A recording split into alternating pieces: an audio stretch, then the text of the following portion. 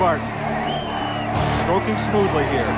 This is his part of the course. And it's Robinson who's just about ahead, and Australia take gold from... Hi, I'm Greg Barton from the United States. 2 times Olympic gold medalist and 4 times world champion. And I'm Clint Robinson from Australia, an Olympic gold medalist also and world surf ski champion. And we Together are going to try to help you paddle better on the water. When I'm designing a surf ski, the 2 most important features are an efficient hull and a comfortable cockpit. Your 2 attachments to the kayak are the seat and the foot brace. The seat you want to be comfortable. The foot brace is what's driving the kayak forward through your legs into the foot brace. And the stability then comes between that interaction between the seat and the foot brace. There's 2 types of paddle designs. I use a teardrop shape on the top. Clint uses a parallel edge paddle. It's really a matter of personal preference. The 3 things to consider with your paddle are blade size, then length and offset angle. Those can easily be adjusted. Different lengths, offset angles are personal preference. And then finally, the stiffness of the shaft. Generally, a stiffer shaft is used for sprint racing and a more flexible shaft for longer distances. establishing the correct seated position is very, very important when paddling well. You need to make sure you have the correct leg length. Epic have developed a very simple system here on their ocean skis by simply pulling up the rope so that the 2 toggles pull away from the adjustable sides and you can move it forward and back to suit your exact leg length very, very quickly. Without doing this, you minimise the opportunity to develop good stability and power for your stroke.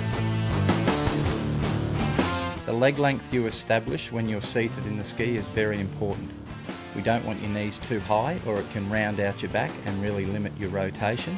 And if your legs are too long, you'll touch the hump underneath your knees and it'll limit the amount of actual rotation your hips get. So it's very, very important, like Greg is showing here, that at the end of your rotation or your full leg drive, when your knee is coming down, you should be able to just touch the hump, but definitely not for too long.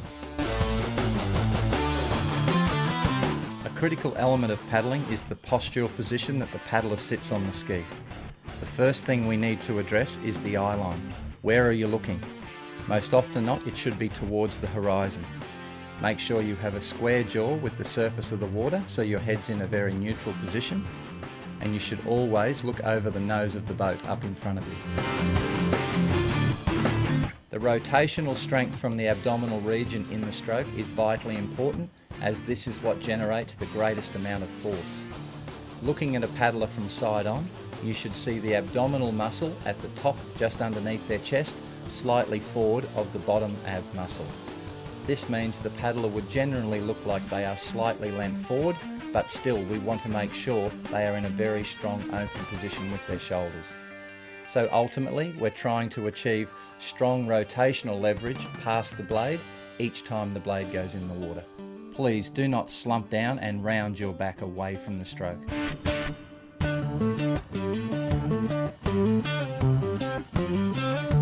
Now that we've set up your visual postural position, it's now time to make sure you're using your leg drive correctly. Please position your feet evenly from side to side on the foot plate, and your heels should be resting on the bottom of the footwell.